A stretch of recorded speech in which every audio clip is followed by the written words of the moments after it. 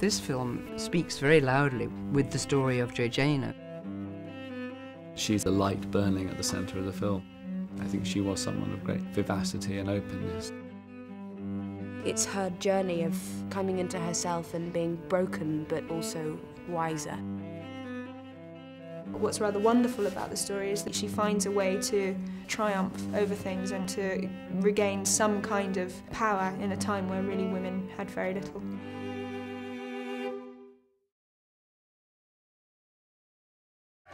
I would like to propose a toast to our host and benefactor, His Grace the Duke, and his beautiful new Duchess. Please be upstanding.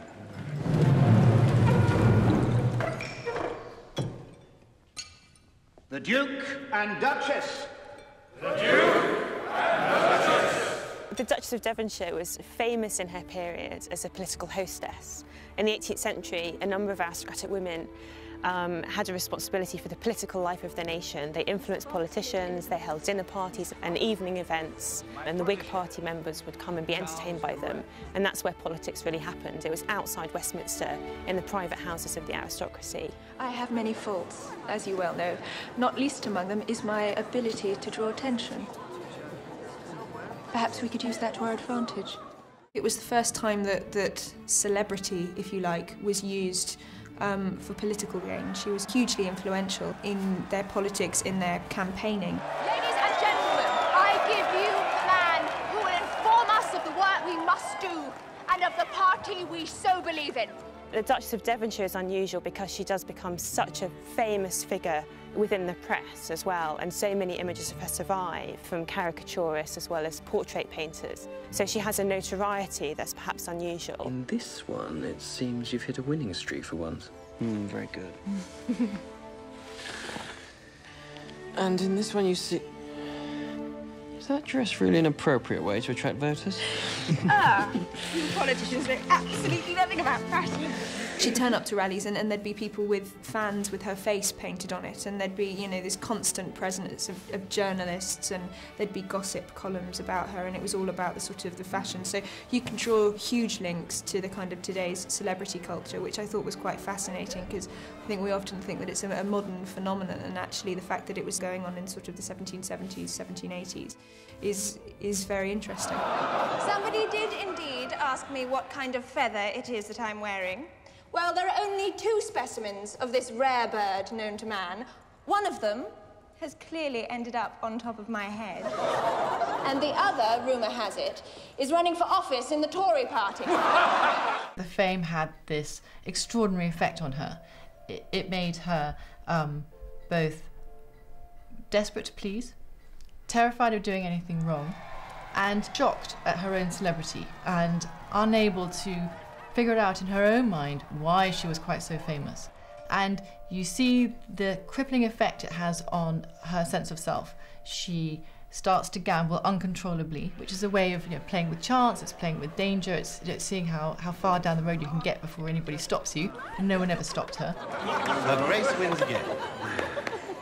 She'd been so terrified of disclosing the amount of money that she was in debt that, and to her husband, because she was convinced that he was going to divorce her or, you know, send her away. And actually when she died, he found out how much she was in debt and said, God, is that all?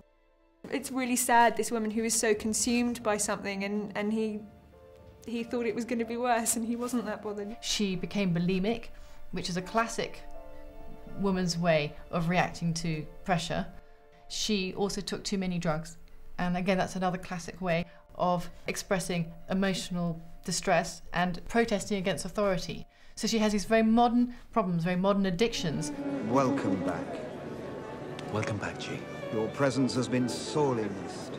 I think she was very much a woman who loved being the centre of attention, who loved the fact at some point that her picture was in the paper, that the clothes were always talked of, that you know, I mean, her every move was commented on. She did very much get caught up in, I think, what you'd call modern-day tabloids, but the 18th century version.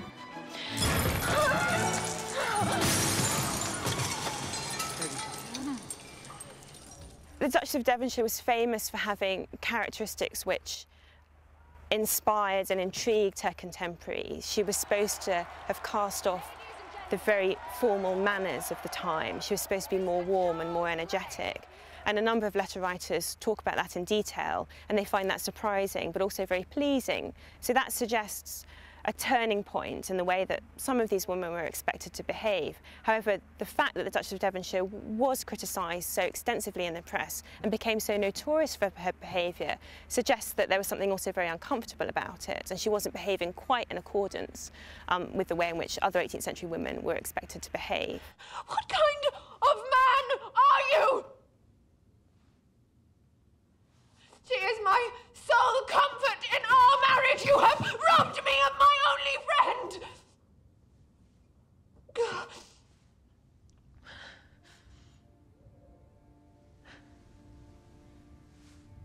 What is wrong with me?